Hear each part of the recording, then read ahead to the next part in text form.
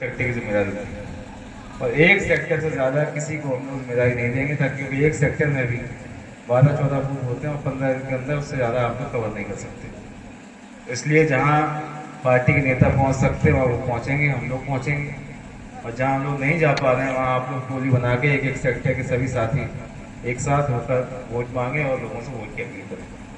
जहाँ जिस भी नेता की आवश्यकता आपको हो, आप पार्टी कार्यालय पर खबर करवा देंगे, तो उन नेताओं को भी हम लोग आपके बूथों पर आपके गाँव में भेजने का काम करेंगे। इसलिए आप सभी साथियों से मेरा अनुरोध है कि अगले 15 दिन बहुत ही समझदारी के साथ, सूझबूझ के साथ हमें प्रचार प्रसार करना है। आपको याद होगा 2022 के चुनाव में जब एसपी सिंह बघेल लड़ रहे थे, उन्होंने शाम के समय में अपनी गाड़ी का शीशा तोड़वा के और पूरी अफवाह फैला दी कि यादव लोग वोट नहीं मांगते।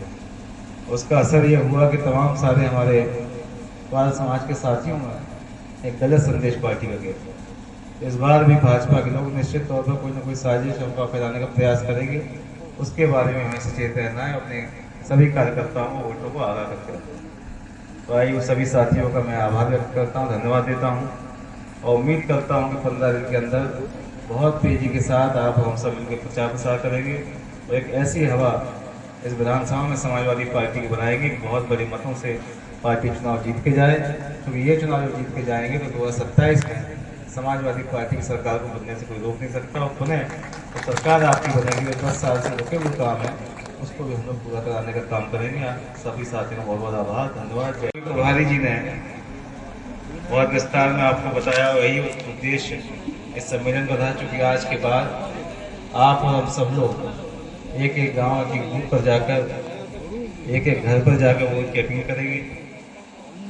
आप लोगों ने करेल विधानसभा को हमेशा नई ऊंचाइयां देने का काम किया, चाहे कितनी भी कठिन परिस्थिति रही हो, लेकिन करेल में आप लोगों ने हमेशा समाजवादी पार्टी के झंडे को बुलंद करने का काम किया।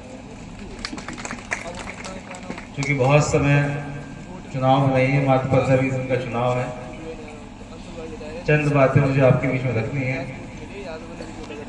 तो जिस तरीके से लोकसभा के उपचुनाव में प्रशासन ने बहुत दबाव हमारे नेताओं और कार्यकर्ताओं को दिया था और सरकार पूरी तरीके से इस बात पर आमादा थी कि किस तरीके से समाजवादी पार्टी के वोट को कम किया जा सके, लेकिन आप लोगों ने सरकार की इस चुनौती को स्वीकार किया था और रिकॉर्ड मतों से विधानसभा लोकसभा उपचुनाव में आगे डिम्पल यादव जी को आखिर चुनाव जिताने का काम किया। सरकार पुनः ये चाहती है कि किस तरीके से मतदान कम हो, मतदान का प्रतिशत कम हो, समाजवादी पार्टी की जीत जो है उसका अंतर कम हो जाए।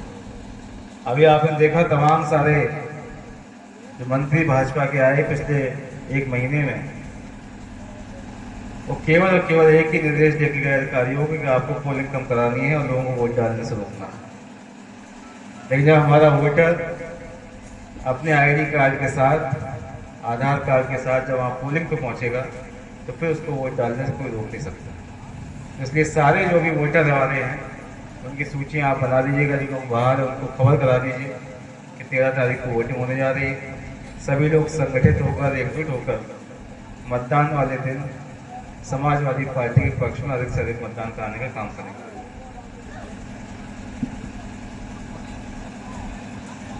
परसों नामांकन है और नामांकन के बाद हम लोग नुक्कड़ सभा के माध्यम से, चौपाल बैठक के माध्यम से पार्टी की और राष्ट्रीय अध्यक्ष जी और नेताजी की बातों को जनता के बीच रखेंगे। हम लोगों ने ये विचार किया, सभी लोगों ने, कि सभी जिम्मेदार साथियों की कोई ना कोई जिम्मेदारी दी जाए, चाहे वो छोटी हो चाहे बड़ी हो। अगर कोई एक बूथ को देखने का जिसका सामर्थ्य हो, वो एक बूथ की जिम्मेदारी ले। 5 बूथ देख सकता है, 5 की